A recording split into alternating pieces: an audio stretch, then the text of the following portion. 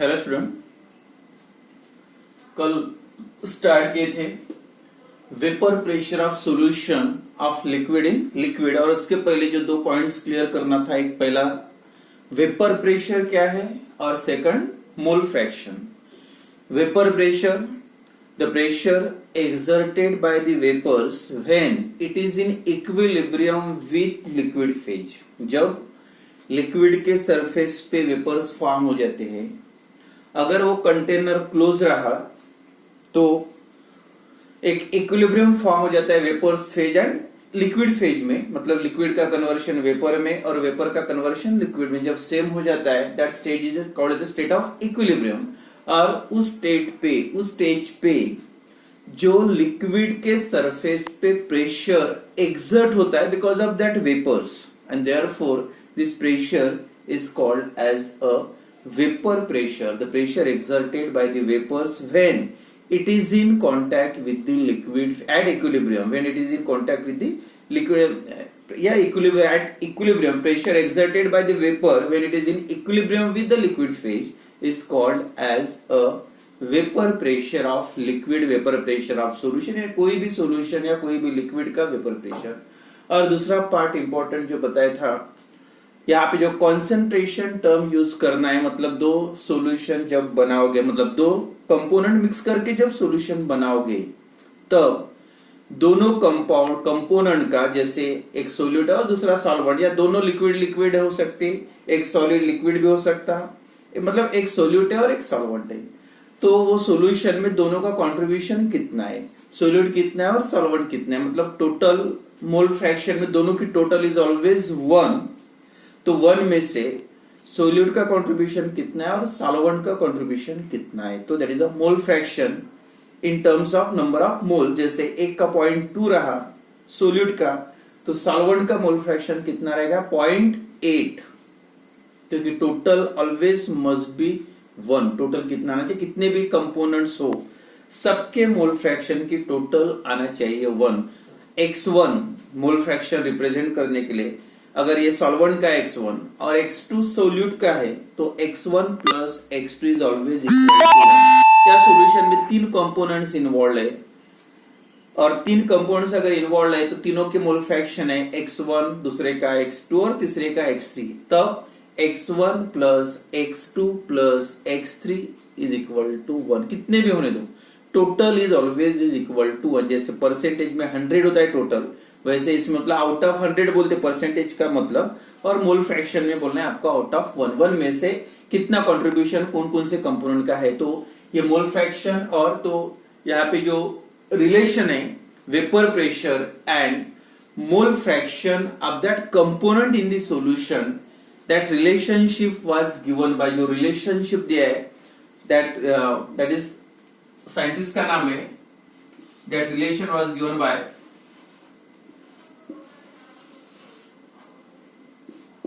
Rolle's law. This Rolle's law gives the relationship between vapor pressure of the components of solution and its mole fraction। मतलब solution में जब आप अब special यहाँ पे क्या लिखा है देखो, vapour pressure of solution of liquid in liquid. अब जैसे यहाँ पे फिक्स कर लेते हैं, जैसे सोल्यूशन आपने बनाया, 2 लिक्विड है, जैसे एग्जांपल लेंगे, वाटर लिया और वाटर ने आपने थोड़ा सा अल्कोहल डाल दिया,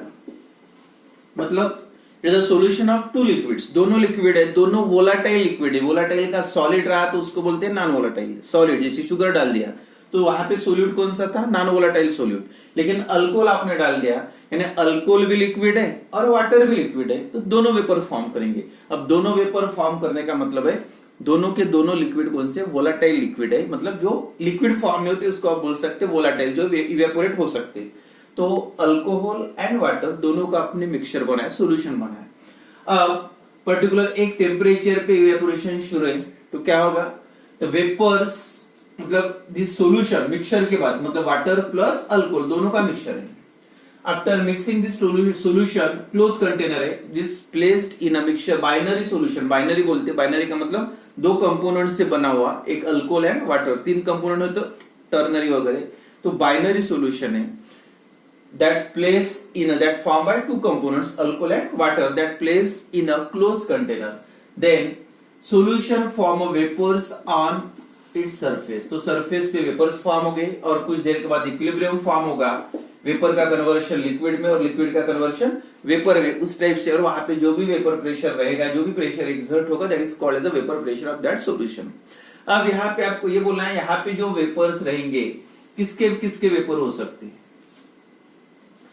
तो दोनों लिक्विड है,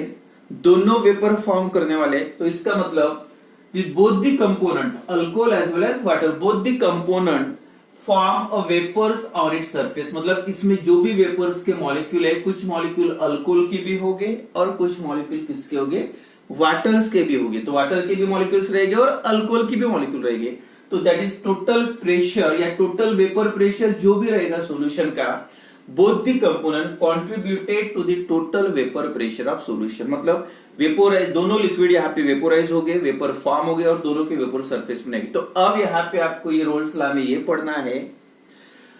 अब ये लिक्विड के सरफेस पे जो भी वेपर प्रेशर फॉर्म हुआ, ये वेपर टोटल वेपर प्रेशर में, आपको तो इतना पता है इसमें दोनों के वेपर प्रेशर है, अल्कोहल के भी और वाटर के भी,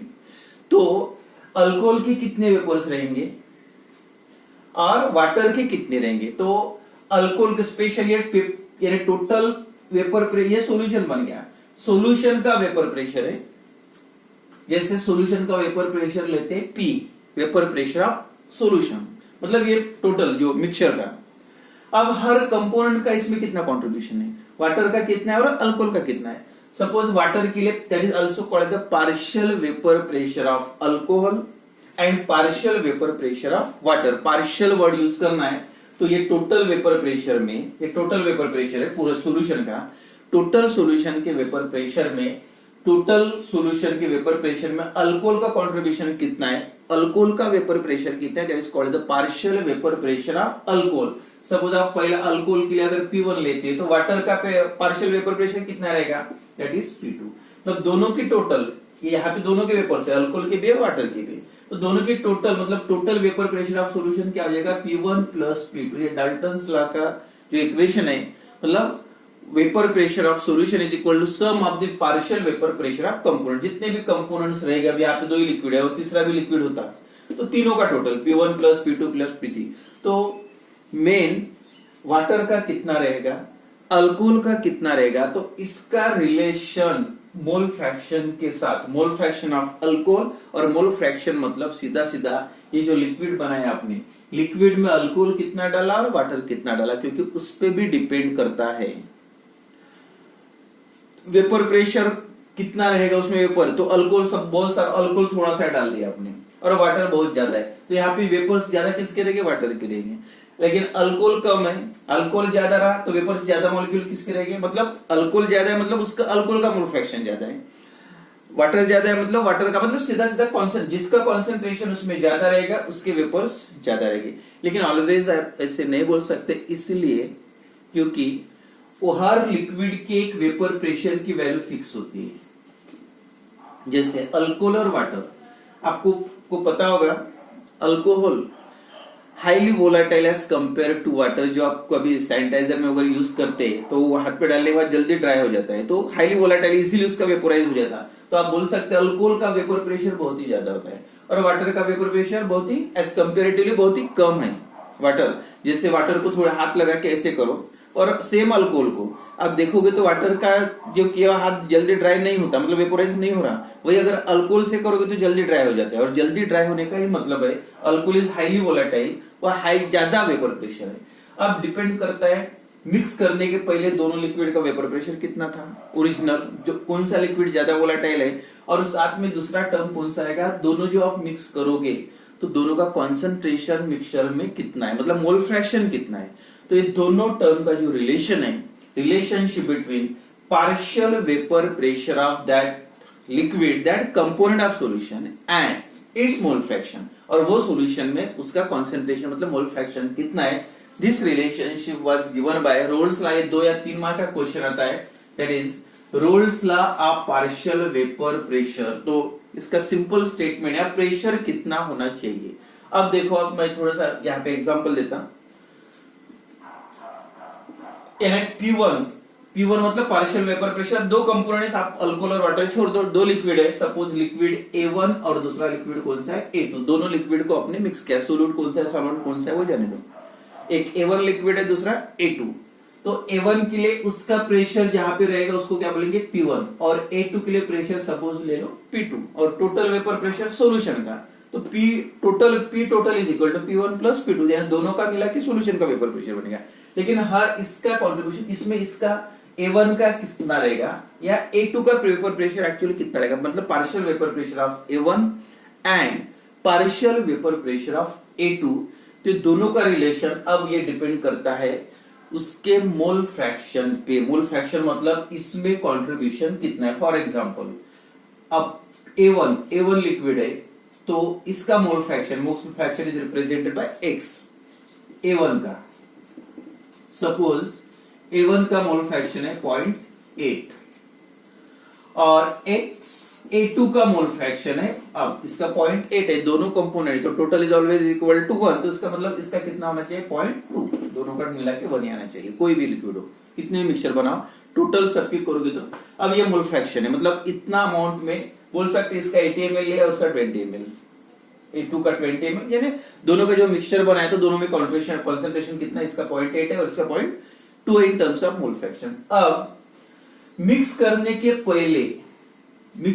पहले मतलब प्योर लिक्विड का मिक्स करोगे तो सॉल्यूशन बन गया। सॉल्यूशन के पहले उसका रिप्रेजेंटेशन है फर्स्ट लिक्विड के लिए, मतलब A1 के लिए उसको रिप्रेजेंट करते हैं प्योर लिक्विड का। मिक्स करने के पहले कितना था आपको पता है, अल्कोहल का रहा तो बहुत ज्यादा रहेगा, वाटर का रहा तो थोड़ा कम रहेगा। इसी टाइप से दो लिक्विड है, A1 का सपोज P0 है और A2 का P02 है, ये हो गया। ये कौन सा वेपर प्रेशर है, दो सॉल्यूशन को A1 और A2 को मिक्स करने के पहले कितना प्रेशर था। सपोज एग्जांपल लेंगे, इसकी वैल्यू थी P1 की फॉर एग्जांपल 0.2 और इसका वेपर प्रेशर था P2 का for example 0.4 vapour pressure mix करने के पहले। ये P0 वहां पे लिखा है, समझ जाओ, प्योर लिक्विड का वेपर प्रेशर है और हर लिक्विड के लिए वैल्यू फिक्स्ड है, कांस्टेंट है, हर लिक्विड का अलग अलग होता है मिक्स करने के पहले। अब P1 P2 क्या है, ये P1 P2 जब दोनों का सॉल्यूशन बनाया मिक्स करने के बाद, और उसमें हर एक का कंट्रीब्यूशन को बोलेंगे, इसमें मतलब A1 की कंट्रीब्यूशन कितना रहेगा और A2 का, that is P1 and P2, और टोटल वेपर प्रेशर मतलब P दोनों की टोटल। तो ये वेपर प्रेशर P1 और P2 की वैल्यू कितनी रहेगी, तो अकॉर्डिंग टू रोल्स लॉ, तो रोल्स लॉ का स्टेटमेंट देखो, मतलब पार्शियल प्रेशर ऑफ, मतलब ये प्रेशर में इसका कंट्रीब्यूशन कितना रहेगा, इसका फर्स्ट लिक्विड का मतलब A1 का, A1 के लिए क्या लिया आपने P1, तो अकॉर्डिंग टू रोल्स लॉ का स्टेटमेंट क्या बोलता, that equal to P1 is equal to P01 into X A1, मतलब 1 लोगे तो 1 A लिखने की जरूरत नहीं, 1 मतलब A1 के लिए और A2 मतलब A2 के लिए। P01 इंटू X1 मतलब क्या हुआ, मिक्स करने के पहले इसका वेपर प्रेशर कितना था, और जब आपने मिक्स किया तब जब कॉन्सेंट्रेशन दोनों लिक्विड को मिक्स करे तब उसका कॉन्सेंट्रेशन कितना था, मतलब 0.8। तो कैसे कितना रहेगा वेपर प्रेशर, P01 की वैल्यू कितनी थी 0.2, P01 की, उसका मोल फ्रैक्शन कितना है 1 का 0.8, मतलब कितना हो गया, कितना है 0.16, 0.16, 2 इंटू 8 इंटू 2 16, और 16 मतलब 2 डेसिमल पॉइंट लिखोगे तो ये हो गया P1 की value partial vapour pressure of first component that is A1। अब A2 की वैल्यू, A2 का पार्शियल वेपर प्रेशर कितना रहेगा, मतलब P2 इज इक्वल टू, अब P2 की वैल्यू क्या रहेगी, सेम मिक्स करने के पहले कितनी थी स्टैंडर्ड वैल्यू 0.4, मतलब P02 इंटू उसका मोल फ्रैक्शन कितना था 0.2, मतलब कितना हो गया 0.4 इंटू 0.2 दैट इज 8, मतलब 0.08। ये हो गया partial vapour pressure of second component A2 का। मतलब हर जितने भी कंपोनेंट रहेंगे उसमें A1 A2 तीन भी हो सकते, हर कंपोनेंट का ये टोटल वेपर प्रेशर में कंट्रीब्यूशन कितना है, तो कितना रहेगा, पहले मिक्स करने के पहले उसका वेपर प्रेशर कितना था और जो मिक्सचर में जो लिक्विड बना है उसमें आपने उसको लिक्विड कितना डाला है, मतलब उसका कॉन्सेंट्रेशन कितना है, मतलब उसका मोल फ्रैक्शन कितना है, तो किससे मल्टीप्लाई करना है, प्योर कंपोनेंट का वेपर प्रेशर, मतलब मिक्स करने के पहले प्योर होता है, प्योर कंपोनेंट का वेपर प्रेशर और उसका वो सॉल्यूशन में मोल फ्रैक्शन, उसके प्रोडक्ट जो होता है वो वैल्यू होती है हर लिक्विड का, हर कंपोनेंट का पार्शियल वेपर प्रेशर। यही आपको स्टेटमेंट में लिखना है। ये स्टेटमेंट को आपको 1 मार्क रहेगा और बाकी जो डेरिवेशन है 2 या 1 मार्क का हो सकता है, 2 या पूछा तो 1 मार्क का रहेगा, और 3 मार्क का तो 2 मार्क डेरिवेशन को, 1 मार्क स्टेटमेंट। अब स्टेटमेंट क्या रहेगा, क्या रहेगा स्टेटमेंट, 2 कंपोनेंट है, एक A1 और दूसरा A2, दोनों का मिक्सचर है, बाइनरी सॉल्यूशन लिक्विड का। ये वेपर क्लोज कंटेनर, यहाँ पे वेपर्स हो गया, यहाँ पे P इज इक्वल टू क्या आएगा, P1 plus P2, partial vapour pressure of first liquid plus partial vapour pressure of second liquid. लेकिन ये पार्शियल की वैल्यू क्या रहेगी, तो आप स्टेटमेंट क्या लिखोगे, P1 is equal to first liquid का जो 2 लिक्विड है A1 का, उसका पहले वेपर प्रेशर मिक्स करने के पहले कितना था मिक्स करने के पहले P01, ठीक हो गया।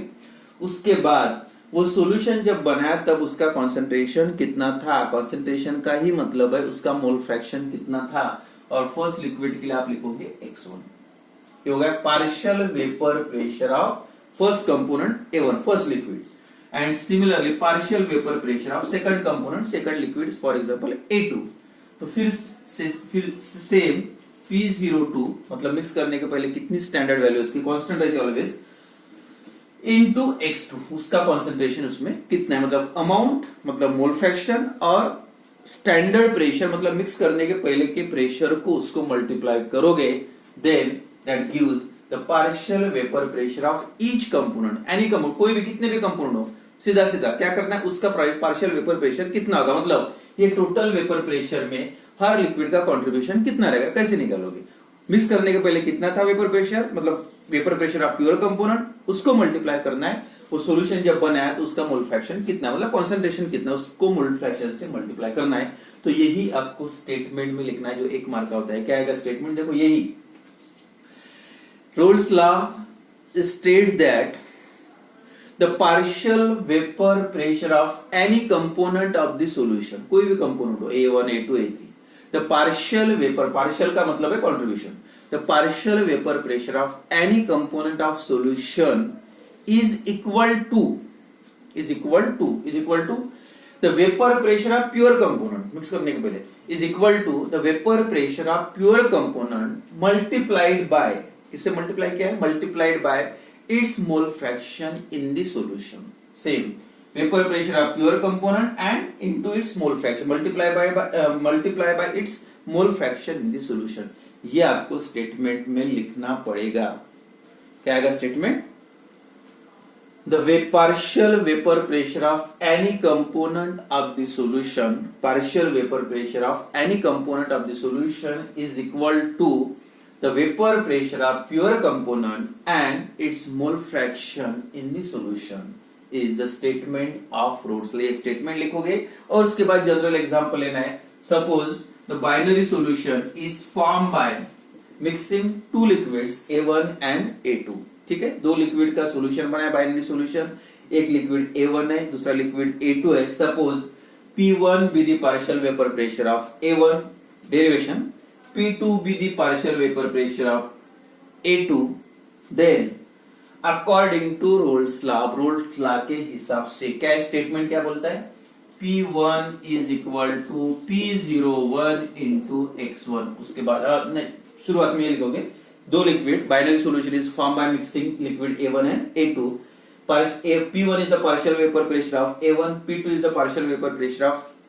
A2, and X1 be the mole fraction of A1 and X2 be the mole fraction of A2। A2 का मोल फ्रैक्शन X2 है, A1 का मोल फ्रैक्शन X1 है। Then P1 is equal to partial vapour pressure कितना हो जाएगा, P01 मतलब pure component का vapour pressure into X1 मतलब इट्स मोल फ्रैक्शन। तो P01 be the vapour pressure of pure component, मतलब एक को जब अलग था मिक्स नहीं किया था तब का vapour pressure. Similarly for second liquid A2 के लिए P2 इज इक्वल टू क्या आएगा, P02 into X2। P02 the vapor pressure of pure component A2 and X2 with the mole fraction of, किसका मोल फ्रैक्शन है, second liquid का मतलब A2 का। Then according to Dalton's law, Dalton's law क्या बोलते हैं, डाल्टन्स लॉ का मतलब जितने भी लिक्विड है सॉल्यूशन का टोटल वेपर प्रेशर कितना होगा, तो सबकी पार्शियल की total P is equal to P1 plus P2, दो लिक्विड हो गए, तीन हो गए तो P is equal to P1 plus P2 plus P3 इस टाइप से। तो अकॉर्डिंग टू डाल्टन्स लॉ तो सीधा इक्वेशन लिखोगे P लिखो, मतलब टोटल या T नहीं भी लिखा तो चलेगा, P इज इक्वल टू पहले क्या आएगा P1 प्लस P2, दो ही लिक्विड है। देन P1 की वैल्यू कितनी है, P01 इंटू X1 और P2 की वैल्यू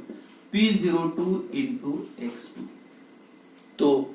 ये इक्वेशन है डाल्टन्स लॉ का, दैट इज रोल्स लॉ का। Total vapour pressure of solution is equal to partial vapour sum of the partial vapour pressure of first component second, और partial vapour pressure की value कितनी होती है, दोनों का प्रोडक्ट होता है, किसका प्रोडक्ट, प्योर कंपोनेंट का product and its small fraction in the solution. But यहाँ पे जो X1 और X2 की वैल्यू, बट X1 और ये तो परमानेंट कल ही बताया था मैंने, X1 plus X2 is always equal to 1, कितने भी कंपोनेंट सबकी टोटल कितनी आती है, 1 ही आती है, आउट ऑफ 1 है। अब अगर X1 की जगह पे आपने लिखा 1 माइनस क्या हो जाएगा X2, X2 ये साइड में जाएगा, तो ये वैल्यूज में इक्वेशन में पुट करने के बाद क्या हो जाएगा equation, X1 is equal to 1 minus X2, then PT total vapor pressure of solution is equal to क्या होगा इक्वेशन, P01 और X1 की वैल्यू 1 माइनस है X2 plus P02 into X2, बस चेंज किया, X1 की जगह 1 माइनस X2 लिखा है, इज इक्वल टू P01 को इस पूरे ब्रैकेट को मल्टीप्लाई करो, P01 minus P01 X2 plus P02 X2, यहां पे X2 कॉमन है दोनों जगह पे, P02 माइनस P01, ये माइनस है तो ये पहले लिखेंगे, पहले बाद में ये लिखेंगे, इक्वेशन थोड़ा रीअरेंज करते हैं,